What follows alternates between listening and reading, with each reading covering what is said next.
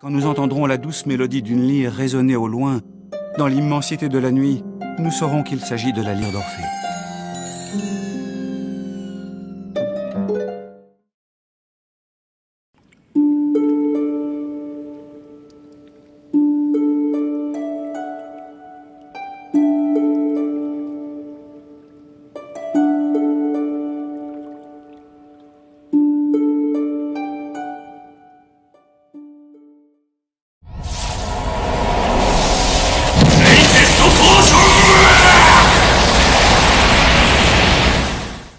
Salut les amis, soyez tous les bienvenus sur ma chaîne YouTube pour cette toute dernière review de l'année 2017. Et qui dit dernière review dit review d'exception.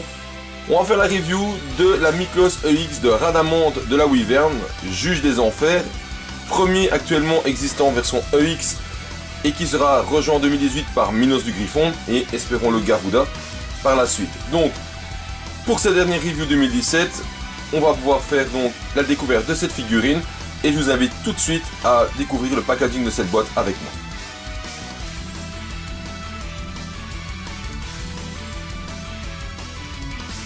Cette figurine nous est présentée dans une boîte type EX, donc une boîte cubique. Et en avant-plan, on va retrouver quoi? Eh bien, la figurine montée en armure avec sur le côté un gros plan du visage de celle-ci. Le tout sur un fond violacé qui nous rappelle donc l'arc d'Hadès et surtout le côté surplis des armures. On va retrouver différentes écritures, Sense Clothsmith EX, Wyvern Rhadamantis, donc on peut l'écrire Rhadamantis, Rhadamante, en fonction de comment on veut l'appeler. C'est un spectre, on retrouve différentes écritures, Senseiya EX, les petits stickers du 40e anniversaire de Senseiya, Tamashii et Bandai, le petit stickers de la Toei avec les kanji, donc édition japonaise. Et ici donc le logo Senseiya avec le chapter Hades. C'est une figurine qui a été éditée en 2014. Sur la face latérale, on va retrouver quoi sur la première tranche? Eh bien la figurine mise en pose d'attaque avec en arrière-plan le cosmos et ici dans le fond des ruines du sanctuaire.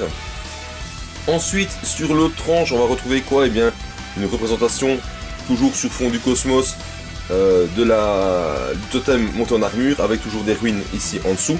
Et ensuite sur la face arrière nous allons retrouver Rhadamante en pose attaque avec des représentations du totem, des différents visages avec ou sans masque de cette figurine. En dessous rien de bien spécifique, hein, d'écriture traditionnelle. Et sur le dessus représentation des temples d'Hadès avec le temple dans lequel se trouve Rhadamante, donc qui est ici pointé par en tout cas positionné par la flamme d'énergie. Voilà. Ceci termine la présentation du packaging de cette figurine et maintenant on va pouvoir passer au contenu des blisters.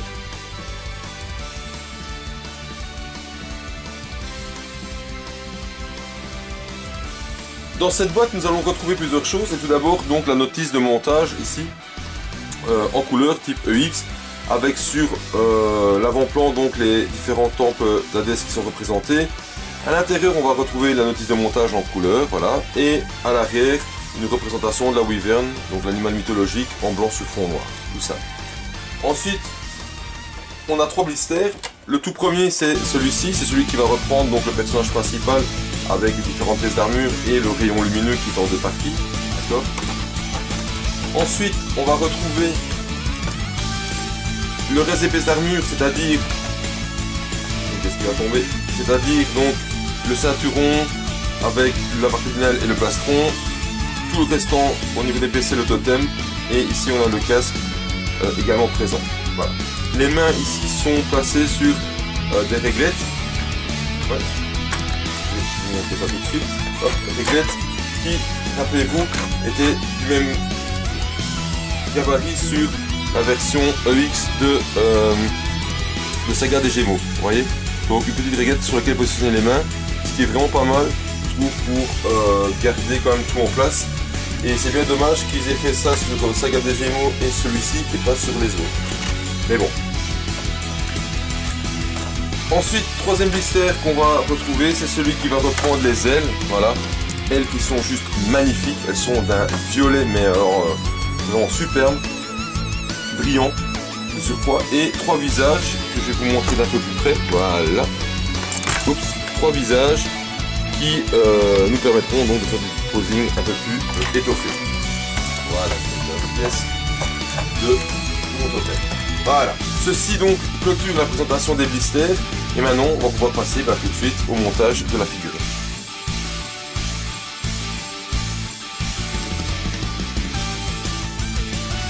Voilà, passons au montage de la figurine. Bien, pour commencer, comme pour toute figurine, on va regarder un petit peu au niveau du corps. Le corps est de très bonne facture, rigide au niveau des genoux. Au niveau des épaules, ça va, c'est juste souple comme il faut. Les coudes, c'est impeccable. Les mains, on va déjà les retirer, donc comme ça, ça c'est réglé. On n'aura pas besoin. Alors, je vais pas faire ici donc l'étalage du personnage en version, enfin, en tout cas, quand il est tel quel comme il est tiré de la version animée, on va dire classique, que tout le monde connaît. Pourquoi? Parce que ce personnage a déjà fait l'objet d'une review, entre autres faite par The CNS, et qui a très bien présenté le personnage de la saga donc Hades. Par contre, moi ce que je vais faire, c'est je vous parler un petit peu du personnage issu de la série Lost Canvas, qui est peut-être méconnu des gens. Alors, j'essaie de pas trop spoiler le personnage de Lost Canvas, si jamais certains d'entre vous se lanceraient dans la lecture de celui-ci. Donc Lost Canvas, je rappelle, 2 saisons qui sont sorties en style OAV, qui sont superbes, qui sont malheureusement pas finies. Espérons qu'un jour elles seront finies, ce serait quand même vachement bien, mais bon, jusque là, peu d'espoir. Donc, Rhadamante, personnage issu donc de la saga Hades, entre autres ici donc de Lost Canvas. C'est un des 3 juges des enfers avec Minos et Garuda. Et a sous ses ordres Valentine de la Harpie. Personnage qui d'entrée de jeu est toujours lié à Pandore. D'accord, il lui obéit de manière assez dévouée. Et je trouve que dans la partie Lost Canvas, je trouve que le personnage est encore plus dévoué à Hades que dans la partie originale. Je trouve.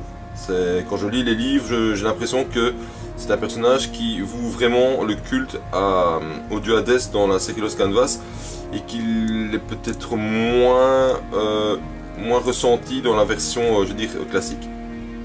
Alors, Rhadamante, dans le manga original, est un personnage qui est vrai, a déjà un sacré charisme, hein.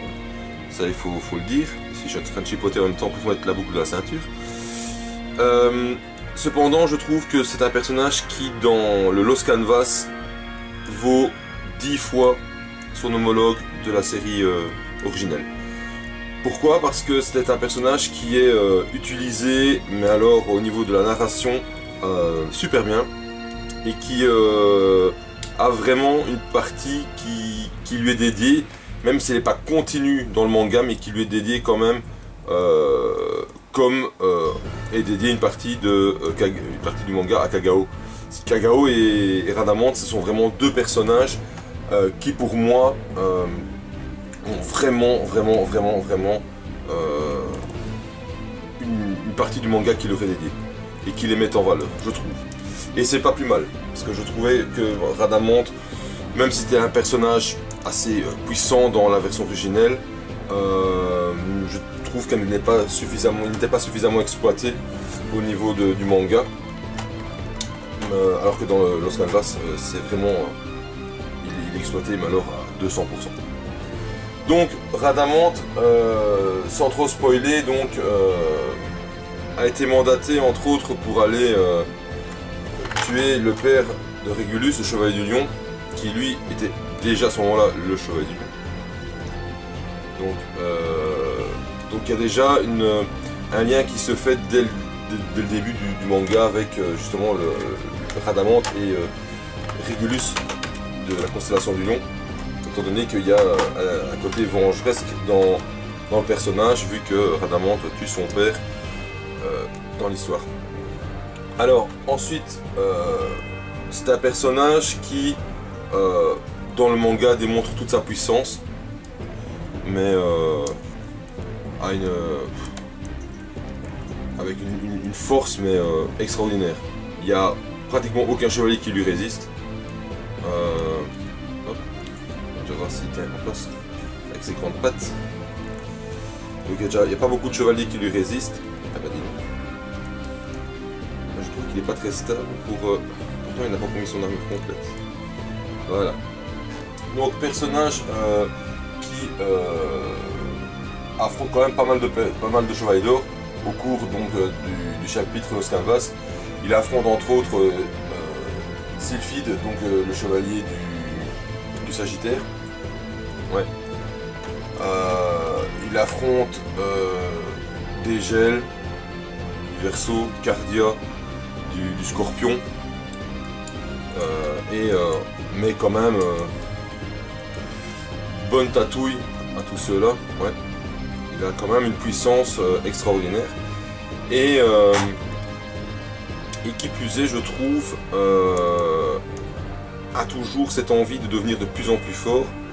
Et au final, bah, malgré tout, son combat contre Cardia, bah, il est quand même un peu battu. Et du coup, il est mis un petit peu en disgrâce par Hadès. Son cœur va être pesé par Pharaon. Ouais, par Pharaon. Et au final, en fait, donc, il va lui-même s'arracher le cœur, qui est toujours sous le coup donc, de l'attaque de la Scarlet Needle de Cardia. Ça prend quand même un certain temps dans le manga pour suivre toutes ces péripéties. Et les combats sont quand même assez violents et je trouve qu'ils sont vraiment bien mis en valeur et en scène. C'est vraiment très bien mis en scène. Personnage, comme je vous disais, qui pour moi a été, je vais pas dire bâclé, mais peut-être pas assez mis en valeur au niveau de la série originelle, alors qu'il est beaucoup plus dans Los Canvas. Et je vais pas dire qu'on s'y attache, mais c'est un personnage quand même qui a son importance dans la série. Alors, je vais lui mettre la main avec qui tient la lance lumineuse. Hop, voilà. Donc c'est la main ici. C'est un personnage, donc Radamant doit également dans le Los Canvas découvrir deux autres personnages qui sont Yoma de Mephistopheles. Hein, je ne vais pas dire qui c'est dans le manga, sinon ce serait vraiment spoiler quelque chose de très important. Et également Partita, qui est un autre personnage important dans la saga. Partita. Donc, Partita est une femme et Yoma est un homme. Yoma d'ailleurs qui est habillé un petit peu, je trouve, un peu comme le personnage de l'homme masqué dans Sailor Moon, dont j'ai oublié le nom en japonais. Ça fait vraiment penser à ça. Il a un chapeau haute forme, là, il est assez bien fringué et il a un rôle hyper important à jouer là-dedans, Yoma. Donc si jamais vous n'avez jamais lu le Senseiya de Los Canvas, je vous invite quand même fortement à le lire si vous voulez découvrir des personnages hauts en couleur issus de cette série, et entre autres Radamant de la Wyvern. Alors Radamant, pour ceux qui sont un petit peu mythologie grecque, c'est également le fils de Zeus et de Europe, voilà. Donc c'est quand même un personnage issu de la mythologie grecque. Radamant termine son combat. Donc termine son combat. Je vais mettre un autre visage, un visage blanc. Finalement on met toujours le visage blanc. Donc termine son histoire, son combat contre Régulus du Lion. Je ne vous dis pas comment, parce que sinon ce serait encore aussi spoilé, mais voilà, il faut savoir qu'il termine son combat contre Régulus du Lion, et c'est un personnage qui, lorsqu'il disparaît, a quand même laissé son empreinte dans le manga. Hop, voilà. étant donné qu'il est très charismatique. Il n'hésite pas à tuer ses propres hommes. Ouais. Donc il n'hésite pas à tuer des personnages. Oh, je vais faire comme ça, je vais lui mettre son casque en main avec, avec la lance lumineuse, ça va être pas mal ça. Donc je disais, n'hésite pas non plus à éliminer ses propres hommes pour pouvoir justement assouvir son pouvoir, enfin sa force en tout cas. Voilà. C'est un personnage que j'ai vraiment beaucoup apprécié dans la série Lost Canvas, vraiment, et que je vous invite fortement à découvrir dans les jours ou les mois à venir, qui sait, hein, si jamais le Père Noël vient vous apporter la série Lost Canvas en manga, et bien pourquoi pas, profitez-en. Alors, on met la dernière main. Alors c'est une figurine qui au niveau montage va très bien, j'ai pas de soucis pour le montage. Je vais parler un petit peu du montage du totem qui lui par contre était un petit peu plus compliqué. Pourquoi? Alors c'est un totem qui je trouve il n'est pas dire qu'il est mal conçu, mais qu'il y a quand même quelques lacunes au niveau de sa construction. Pourquoi? Eh bien tout simplement parce que les pattes, donc les deux pattes de la figurine, je ne les trouve pas super stables une fois que l'armure est montée dessus. Et du coup ça engendre un problème, c'est que quand vous voulez après allez, mets-toi dedans. Quand vous voulez après donc le fixer sur son support, sur son socle, ben, il y a des pièces qui tombent et franchement c'est galère. Franchement c'est galère. Et je vais regarder ici pour le casque, je vois qu'il ne veut pas se fermer comme il faut. Pourquoi? Donc ouais, donc je disais le totem, j'ai eu un petit peu de mal je trouve à le... Ça s'enlève pas, on refait juste. Et le casque c'est en arrière, c'est juste, mais ça tient pas super bien. Enfin, en tout cas. Donc je disais ouais, donc le totem, voilà, pour en revenir à ça, petit souci de montage donc au niveau des deux pattes, vu qu'il n'y a que deux pattes qui servent de support. Par contre il se met dans son support à l'aide d'un axe, donc qui est ici. Hop, voilà. Et ceci vient se fixer sur le côté donc sur le côté hop, ici. Voilà. Ici j'ai un trou, je viens fixer, voilà, comme ceci dedans. Vous voyez. Oups. Du coup il a fallu que ça tombe. Voilà. Ça tient pas super bien, vous voyez, c'est déjà quelque chose qui pose problème. Parce que voilà. Donc voilà, ça tient pas super bien. Et donc ceci, quand c'est fixé, ça tient pas bien. Et ça est fixé dans la base et les pattes arrière viennent ici et c'est galère pour le mettre. Enfin, je trouve que ça bouge beaucoup, que ça tombe. Elle s'est démantibuler une fois, elle s'est défaite complètement en deux. J'ai dû tout recommencer. Enfin, c'était pas génial. Franchement, c'était pas génial. Je trouve que pour un totem, mention peut mieux faire. Après, le totem est super beau. Ça, il n'y a rien à redire. Par contre, j'arrive pas à fermer le casque. Pourquoi? Là, le casque il va à fond. Et là, il va pas à fond. Pourquoi? Peut-être que c'est juste comme ça. Un petit peu plus loin. Bon, ça pose pas trop de soucis de toute manière. Donc voilà. Ici, la queue est légèrement articulée. Donc attention, il y a 3 points. Un ici et un ici. Enfin, 2 points plutôt. Non, 3. Je dis bien. 1, 2 et 3. Attention de ne pas forcer, de ne pas le casser. Donc le totem beau, je trouve par contre pas très stable. Voilà. Une fois qu'il est monté, pour le mettre, c'est pas extraordinaire.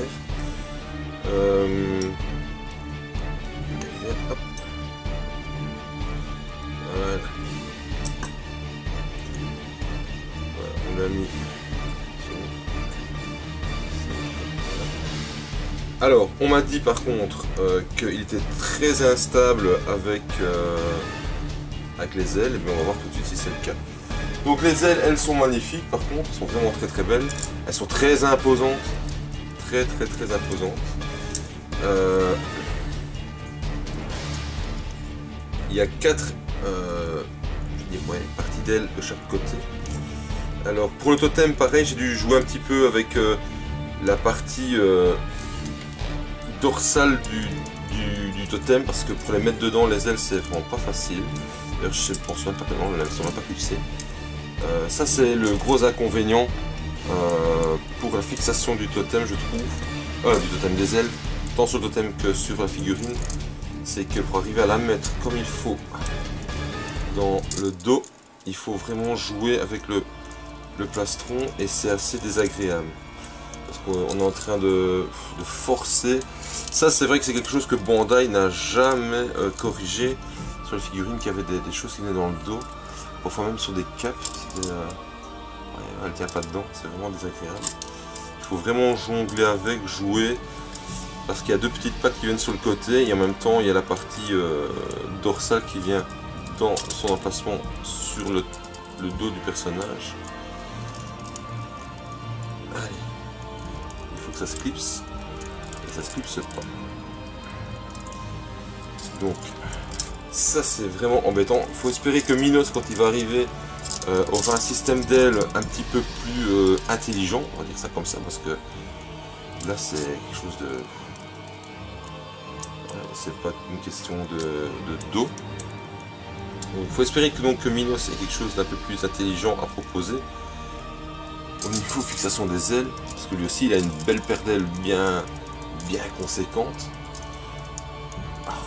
Décidément, ça veut vraiment pas se mettre dedans, c'est vraiment pénible.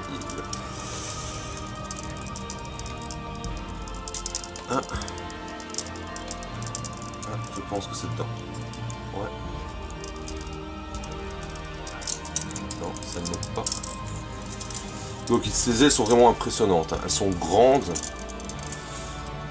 elles se déploient un petit peu comme Thanatos ou Hypnos. Oh, elle tient pas dedans, ça c'est pénible.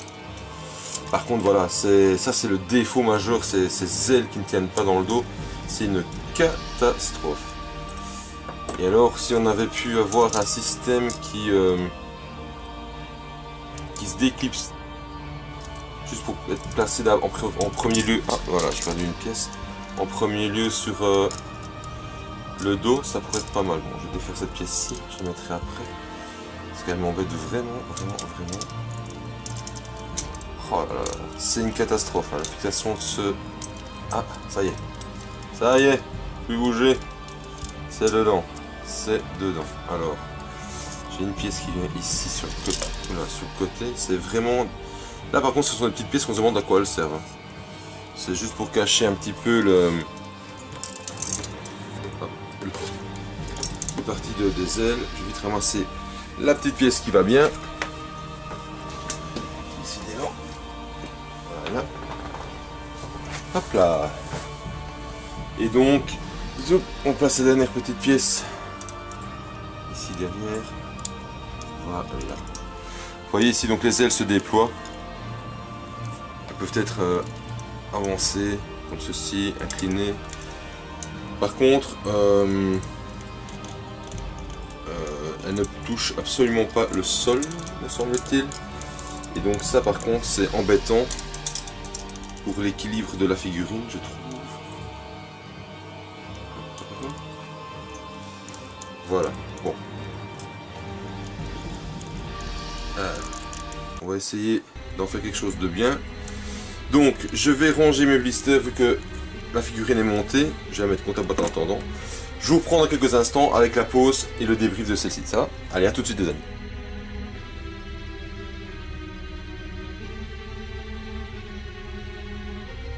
Voilà qui nous amène donc à la fin de cette dernière review de l'année 2017 et je vais donc procéder au dernier débriefing de cette année.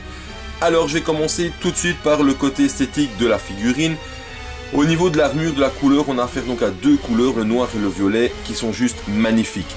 On a une parfaite homogénéité entre les deux et l'aspect visuel entre le métal et les parties plastiques comme le casque ou le bas ici des jambes, il y a pas vraiment de différence, il n'y a pas trop de grains ni quoi que ce soit, donc c'est vraiment très uniforme, c'est vraiment très beau. Après, là où il y a encore quelque chose vraiment de super positif à redire, c'est au niveau des ailes. Les ailes sont juste magnifiques, c'est une tuerie, franchement c'est une tuerie. Par contre, c'est l'un des gros bémols de la figurine. Pourquoi? Parce que ces ailes, on peut pas les faire aller de haut en bas, ça ne fonctionne pas, elles sont bloquées, on peut juste les faire aller en profondeur. Ça veut dire que les ailes ne peuvent pas toucher le sol, ce qui veut dire que votre figurine, on peut pas la poser sur la pointe d'une aile pour lui donner une stabilité.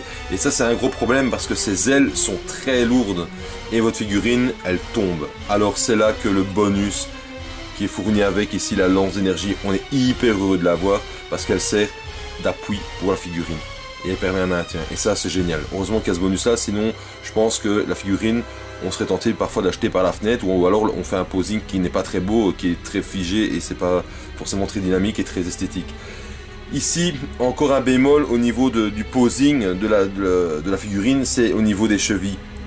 Les chevilles, vous voyez ici la partie basse de la jambière qui est en plastique et qui se fixe sur la partie haute de la jambière, en fait, redescend très fort, quasiment jusqu'au bord de la petite patte latérale des pieds. Le problème c'est que déjà l'axe de pivot des chevilles déjà est très dur et en plus de ça est bloqué par justement ce rebord en dessous. Donc du coup, quand vous faites un posing comme ici, quand on veut mettre les pieds à plat, ça marche pas pour lui donner de l'équilibre. On n'arrive pas à faire pivoter correctement les chevilles. Donc ça pose un peu de problème aussi et c'est un peu dommage. Alors, chose que j'avais oublié pendant le montage, c'est de mettre les plaques de main. Bon, ça c'est vite réglé. Deuxième problème que j'ai fait pendant le montage, enfin en tout cas le deuxième problème que j'ai oublié, c'était mettre les genouillères. Alors pourquoi est-ce que j'ai oublié de mettre les genouillères? Tout simplement parce qu'ici les jambières, elles ont une partie qui recouvre les genoux tellement imposante et tellement bien stylisée que ça cache tout et c'est super esthétique. Donc du coup j'ai scrappé le truc. Donc pendant que j'ai fait mon posing par exemple, je me suis dit ah zut, j'ai oublié de mettre mes genouillères. Qu'est-ce que j'ai dû faire? J'ai dû tout enlever, les pieds et les jambières, pouvoir poser les genouillères dessus parce que sinon on ne sait pas les mettre, d'accord. Donc là où parfois certaines micros classiques des genouillères n'auraient pas été un luxe, ici les genouillères au final n'ont vraiment aucune utilité. Mais bon voilà, elles sont là hein. Mais voilà, pas oublier de les poser avant de mettre les jambières, sinon vous allez vous trouver bloqué. Ici j'ai un peu de mal au niveau de l'axe de la plaque avant, il n'est pas très souple, donc du coup quand j'ai fait mon posing, la cuisse a fait sauter quelques fois la plaque avant, mais bon voilà, ça c'est un petit détail. Je sais pas enfoncer à fond mon casque au niveau de la plaque arrière, bon, ce petit détail qui se voit pas. Au niveau de la chevelure c'est nickel, franchement ça c'est génial, il y a du volume et tout, les visages sont beaux. Dommage que dans les visages il n'y ait pas un qui ait les yeux fermés, parce qu'on a au final quoi, un visage neutre avec des yeux beaucoup plus insistants. On a ici le visage avec la bouche ouverte qui donne un cri d'attaque, et on a un visage un visage plus souriant qui est disponible. Avec les yeux fermés, ça aurait peut-être été pas mal pour faire un posing avec certains autres juges ou quoi que ce soit. Voilà. Et alors aussi, bémol supplémentaire pour les ailes, c'est la fixation des ailes. Hein. Qu'elles soient sur la figurine ou qu'elles soient sur le totem, c'est une galère. Il faut jouer avec le plastron au niveau de l'arrière, il faut arriver à le fixer dedans, c'est vraiment galère. Franchement, ça c'est le gros bémol, c'est les ailes. Au niveau de la fixation et de la possibilité d'appui de par leur poids, donc d'appui de stabilité pour la figurine. Donc heureusement qu'on a la lance d'énergie qui est là. Alors attention, ici la queue du casque, il y a 3 points de pivot, mais c'est 3 points très légers, hein. Il ne faut pas essayer de forcer trop, sinon vous allez casser. Que dire de plus au niveau de cette figurine, si ce n'est qu'elle est juste magnifique. Si vous ne l'avez pas, honnêtement, procurez-la vous vite, parce que courant 2018, en mars si je ne me trompe pas, va arriver Minos du Griffon en version EX, sera sûrement suivi pendant le cours de l'année de Garuda, et il y a déjà des spéculateurs qui ont bien fait comprendre que Rhadamant va grimper en prix et en cote. Donc si vous ne voulez pas vous retrouver qu'un Rhadamant qui va vous coûter 150 boules, je vous conseille fortement d'en faire l'acquisition incessamment sous peu, ou alors de rester sur vos versions classiques avec l'Appendice qui lui donne quand même une grosse plus-value. D'accord. Maintenant, à la sortie de Griffon, donc de Minos du Griffon, comme lui va prendre de la valeur, peut-être que des gens vont vouloir l'acheter et qu'ils vont se débarrasser de leur version classique des 3 juges, et là ça sera peut-être la bonne occasion de faire une bonne affaire pour ceux qui ne l'auraient pas encore. Donc, En résumé, superbe figurine, pour moi la plus belle de l'arc Hades. Honnêtement, pour moi c'est la plus belle, tant esthétiquement que au niveau des couleurs, de l'armure, de tout. Même si les Gold Renégats sont beaux, pour moi Rhadamant il a ce petit truc en plus, c'est ce charisme et cette armure qui franchement ça dépote. Franchement c'est magnifique. J'attends avec impatience Minos, qui est déjà annoncé à plus de 100 €, donc c'est un peu dommage, mais bon, bah, ce sera comme ça. Minos et Garuda feront partie de ma collection aussi. Voilà. Donc si vous n'avez pas, je vous invite à en faire l'acquisition, mais très vite, parce que sinon vous allez la payer cher. Et sinon, ben, la classique est tout aussi bien. D'accord? Là-dessus, je vous souhaite à tous et à toutes de très bonnes fêtes de fin d'année 2017, un joyeux Noël. À vous et à tous ceux qui vous entourent, soyez gâtés par Père Noël, en Miklos ou toute autre chose. Je vous remercie toutes et tous d'avoir suivi ma chaîne cette année-ci, d'avoir partagé, d'avoir liké, de vous être abonné, d'avoir mis des commentaires, des suggestions sur ma chaîne. C'est super gratifiant, même si j'ai pas des milliers d'abonnés, vu que c'est un nombre assez bas. Je m'en moque complètement. Mon truc c'est vous faire partager des figurines et pour que vous puissiez découvrir, si jamais vous ne les avez jamais vus, vous faire découvrir des personnages, vous donner des informations sur les personnages. Je vous invite toujours à aller voir les chaînes des youtubeurs qui sont également présents au niveau de la communauté Senseiya. Je pense à The CNS, à David De Crick, à Anthony Saga, j'en passe et des meilleurs. Il y en a plein. Voilà, faites votre tour, tapez Senseiya Review sur YouTube, vous allez en trouver plein et ils font des super belles choses. Voilà, donc je vous dis à toutes et à tous, rendez-vous en 2018 avec, j'espère que j'aurai l'occasion de faire quelques nouveautés visuelles pour embellir donc les reviews. Et là-dessus, ben, je vais les mettre Rhadamant en vitrine auprès de Hades et de Pandore, afin que ceux-ci puissent veiller sur le sanctuaire des enfers. Allez, salut tout le monde, ciao et bonne fête de fin d'année, à plus.